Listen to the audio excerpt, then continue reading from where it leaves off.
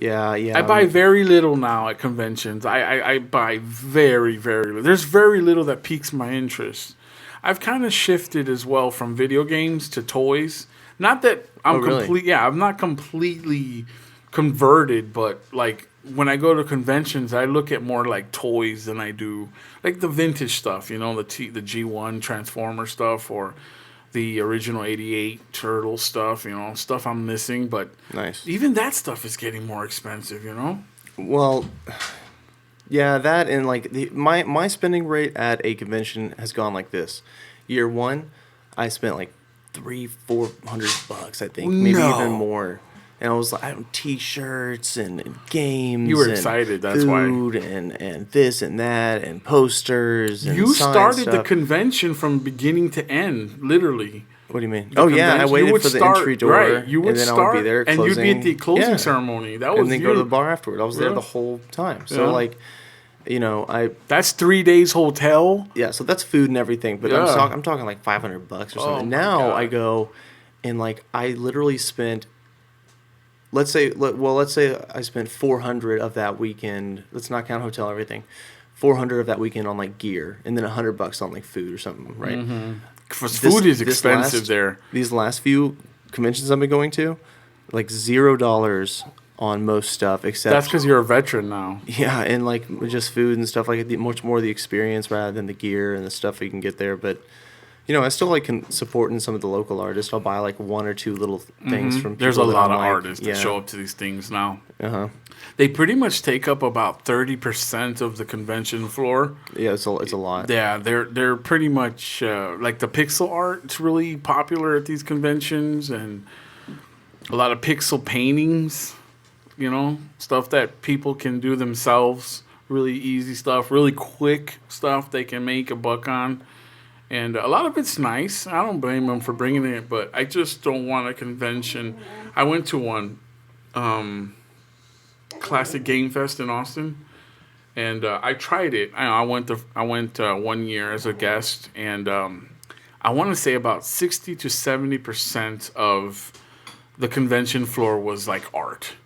I mean, there was just art everywhere, and there was only maybe at the including Game Over's booth, there was maybe 4 booths that were selling video games in a video game convention. That's really weird. Yeah. Yeah, there seems to be less and less sellers, or the same sellers. But I didn't make it to Retropalooza this year, man. Oh, that was a shame. That sucked because I really wanted to. Retropalooza, for those of you who don't know, is a convention held in Arlington, Texas, held by the GameChasers. They host that awesome convention. I was there since day one. This is going on the 4th year, correct? Yeah, this would have been the 3rd year. This last year would have been the 3rd year. Yes, and I didn't make it. This past one was because I was there first year, second year, and now I missed the 3rd year. It was like I had my midterms for my master's program the day after, like it ended. You were there was telling no me. way I could spend the whole weekend. You were trying to come up, remember? I still thought I was going to come up. Like I remember. a day or two before, I was like, I'm still going to go.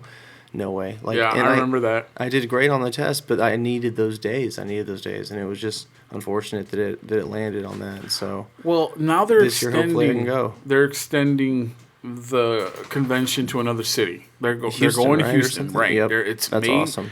April 31st and May 1st. It's Saturday, Sunday. And wow. Yeah, it's a 2-day event. It's at April 31st, May 1st. May 1st. It's That's Friday, literally Saturday, Sunday. during my finals. Of course it is.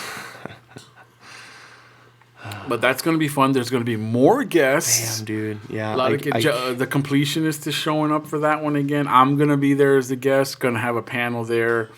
There's a ton more. Pro Jared's going to be there. I can't think. 8-Bit Eric, obviously. Alpha Omega Sin.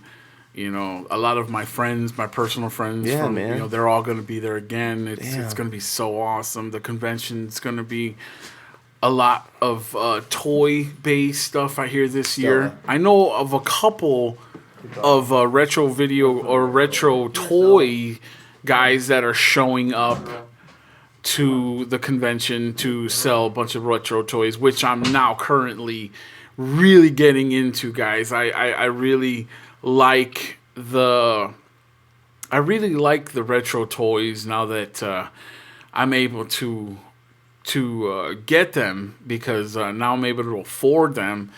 And with any grown up, once you get the means to be able to buy back your youth, which is basically all my friends as of late are collecting again, and I'm no different. I've made plenty of room for toys in my room, which sounds really odd when you say it like that. Don't take anything out of that, please. No, but are you talking about storage and like making room for toys? Because like I said, I've got everything I've ever wanted to collect. Like I've collected the most expensive games. I've played them. I've traded them. I've sold them. I've done all that. You know, I'm kind of like I've done all that. And if I need to play a game, I've got more emulators. And I know that emulators, the E word, is like in retro gaming is like bad. I mean, but you still have like, you know, some games you're looking for. Oh no, yeah, I know, totally. I've got a lot of games. Like I've got a lot of games. Put it that way. I've got a lot. But the thing is, there's some point where you just reach a peak, man. You know, I know. There's some point where you just reach that peak, and I've hit that peak. I've hit it, and I'm moving on to other things, and my toys have caught my fancy, and there's a lot of toys that I grew up with that I see at these conventions that I really, really want. But in order to afford these toys, you got to sell some of your collections, you know? Dude, because, I mean, you can't spend your paycheck on this stuff. You got to pay bills. I mean, we all got real life bills. People think we make a living off of this. We don't. We do this for fun, guys. Oh yeah, This is strictly fun stuff for us, man. Because let me tell you, if you try to make a living, and there's some people that have done it. There's some people that can do it. There's a lot of people out there that have done it. And I'm not saying that you can't do it. I'm in no way, shape, or form saying that you can't make a living off this. We just aren't those people. Like, we've got other things that we, rely on to make a living. So this is, for us, is fun, and we love talking about retro stuff, and hopefully you do too, guys, because that's why you've tuned in. Currently, I don't know if the machines told you guys, we're on Twitch.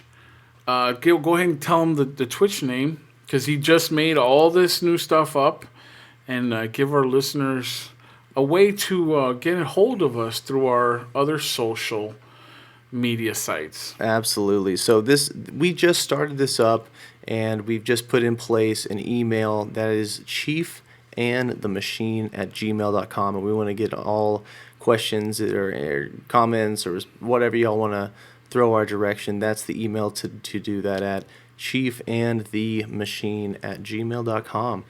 Send us your questions, guys. Absolutely, seriously, send in whatever. We'll read it on air. We'll read it next time. Most definitely. And we're going to be trying to do this every 2 weeks on Twitch Live. Hopefully we'll see you on Twitch, because right now I'm trying to do Google's Hangouts, and it's not working for me because I don't know how to. I've never done this, so I don't know how to turn it on. So right now you're currently only doing Twitch. And we're also recording for the podcast. We've got the audio recording through a separate device that is going to be uploaded to people who just want to listen to a podcast style, because you don't have to really tune in if you want. I mean, if you want to, you can see our gestures, you can see our beautiful faces, you can see everything that goes on when it's live. We've got some cool little instruments here, and we've got some setups, and we'll have some guests on. You'll be able to check them out. And as you can see behind me, or if you're listening, we've got place for about 5 microphones, including R2, so 3 extras right here, and I have another wireless one right here to set up, so we can have plenty of guests. Yes, if you live in the San Antonio area. We will be choosing the guests. We don't need people to jump on this fat cast. That's true. But we'll have some interesting people. I've got some cool friends that are into different parts of gaming. They're real deep into computer gaming, or they're real deep into tabletop gaming and like specific kinds of nerd culture and pop culture stuff that I think is relevant to us, the listeners and the cast.